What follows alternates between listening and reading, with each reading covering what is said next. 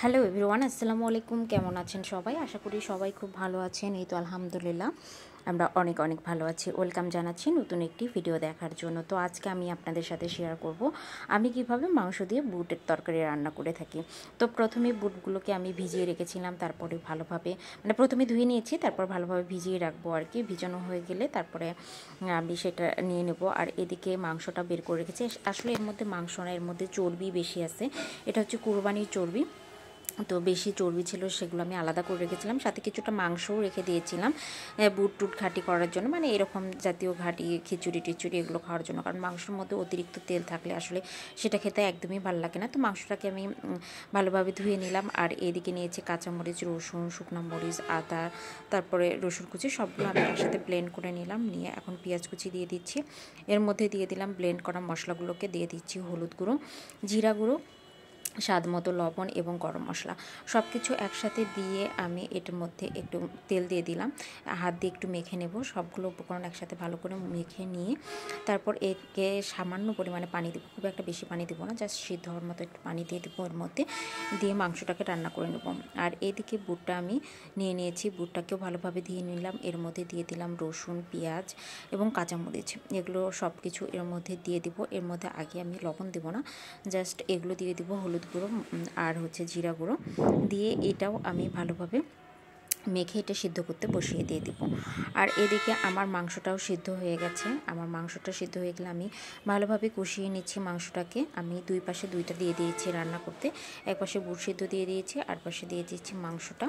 তো এদিকে আমার বুটটাও মোটামুটি সিদ্ধ হয়ে এসেছে। আর এখন আমি মাংসটাও কষিয়ে ফেলেছি। আর সিদ্ধ করা বুটের মধ্যে আমি মাংসটা দিয়ে দিব। দিয়ে মাংসটা সহ আবার বুটটাকেও ভালোভাবে কষিয়ে নেব। তো এভাবে কষিয়ে কষিয়ে রান্না করলে আসলে খেতে অনেক বেশি ভালো লাগে।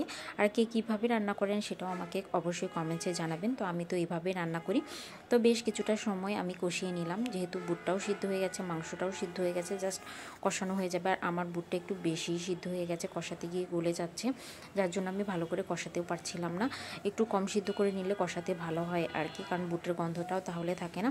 এখন আমার কষানো হয়ে গেছে। এখন আমি একটু গরম পানি এর মধ্যে অ্যাড করে দিলাম, ঠান্ডা পানি দিবেন না।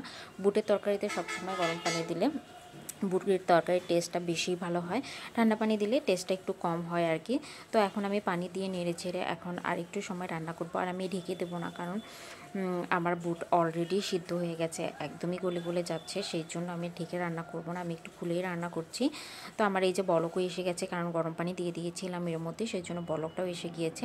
তো ফাইনালি আমার রান্নাটাও কমপ্লিট হয়ে গেছে এবং আমি রান্নাটা ঠান্ডা হওয়ার পর আপনাদের সাথে ভিডিওটা নিয়েছি, যার জন্য মনে হচ্ছে উপরে সর পড়ে গেছে, অন্যরকম একটা সুন্দর ঘ্রাণও বের হয়েছে। দেখেন কত সুন্দর ইয়ামি হয়েছে, লোভনীয় হয়েছে খাবারটা দেখতে। তো আমার মতো এভাবে কারা কারা বুটের তরকারি রান্না করেন সেটা অবশ্যই কমেন্টসে জানাবেন। আর আমি এখানে হাফ কেজি বুট একবারে রান্না করেছি। আমি এখন এটা ছোটো ছোটো বক্সে করে উঠিয়ে রাখবো ডিপে, যখন যখন প্রয়োজন হবে বের করবো, জাস্ট গরম করে করে খাবো। আর এতগুলো যেহেতু আমার একসাথে লাগবে না। আর আমি বুটের তরকারি রান্না করলে এভাবেই করে রাখি, পরে দেখা যায় সকালের নাস্তায় রুটির সাথেও খেতে ভালো হয়, দুপুরে বা যে কোনো সময় প্রয়োজন হলে একটা করে বক্স বের করে গরম করে নিলেই ভালো হয়। আর যেহেতু প্রতিদিন মাংস রান্না করাও সম্ভব না হয় না ওইভাবে, তো একবারে মাংসটা সহ রান্না করে এভাবে রেখে দিলে অনেক দিন ভালোভাবে খাওয়া যায়। তো ভিডিওটা কেমন লেগেছে অবশ্যই জানাবেন।